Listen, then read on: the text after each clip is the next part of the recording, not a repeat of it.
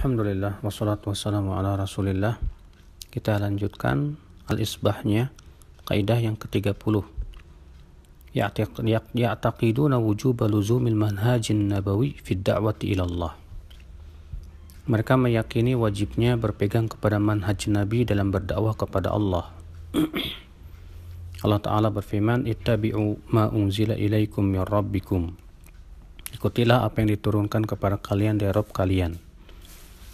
Wala tattabi'u min dunihi awliya, dan jangan kamu ikuti selain Allah sebagai tandingan-tandingan. Surat Al-A'raf ayat 3. Allah juga berfirman dalam surat Yusuf ayat 108, qul hadhihi sabili ad'u ila Allah ala basiratin ana wa man ittaba'ani. Di atas basirah aku dan orang-orang yang mengikutiku.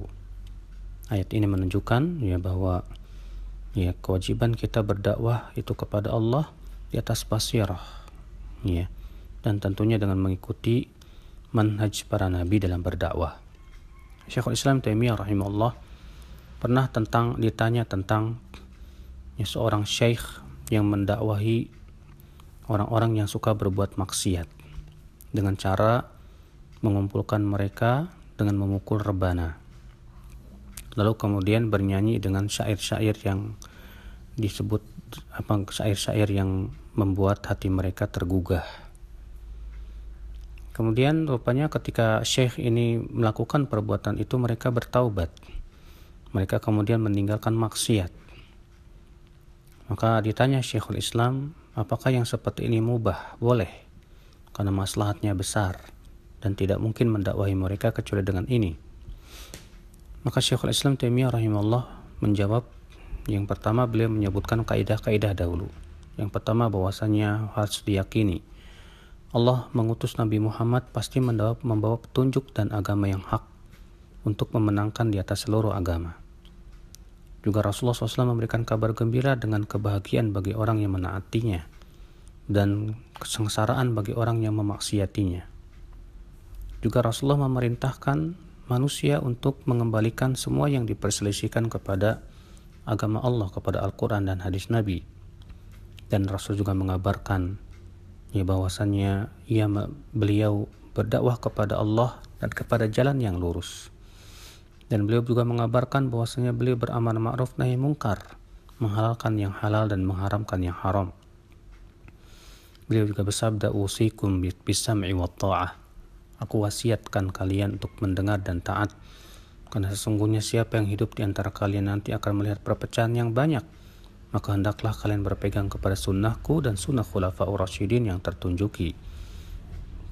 Pegang ia dengan gigi geraham, dan jauhi oleh kalian perkara-perkara yang diada-adakan, karena setiap bid'ah itu sesat. Dan ayat-ayat dan dalil-dalil yang lainnya. Lalu beliau berkata, idza urifa hadza, apabila kaidah-kaidah ini telah diketahui, maka hendaklah diketahui bahwasanya Allah Subhanahu wa taala Dialah yang memberikan hidayah kepada orang-orang yang tersesat. Maka labud an yakuna fima ba'athallahu bihi rasulahu minal kitab wa sunnah. Maka harus kita mengikuti apa yang Allah utus dengannya Rasulnya dari Al-Quran dan sunnah Nabi Sallallahu Alaihi Wasallam.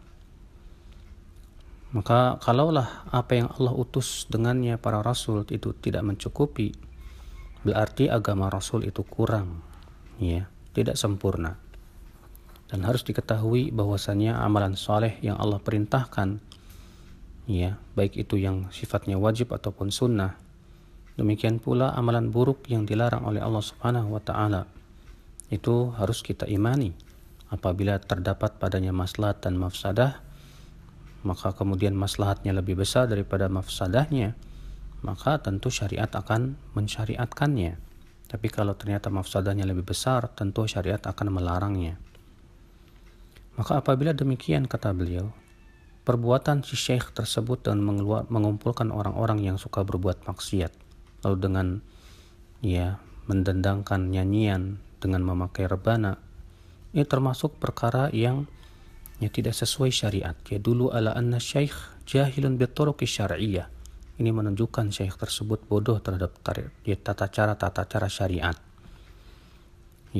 Rasulullah SAW dan para sahabat dan para tabi'in dahulu mereka mendakwahi orang yang lebih buruk dari ya mereka dari orang-orang yang kafir, orang-orang fasik, demikian pula orang-orang yang berbuat maksiat, tapi tidak dengan cara seperti itu, akan tetapi dengan cara-cara yang sesuai dengan syariat. Maka tidak boleh dikatakan bahwasanya tidak ada tata cara yang syar'i ya untuk mendakwahi orang-orang yang berbuat maksiat.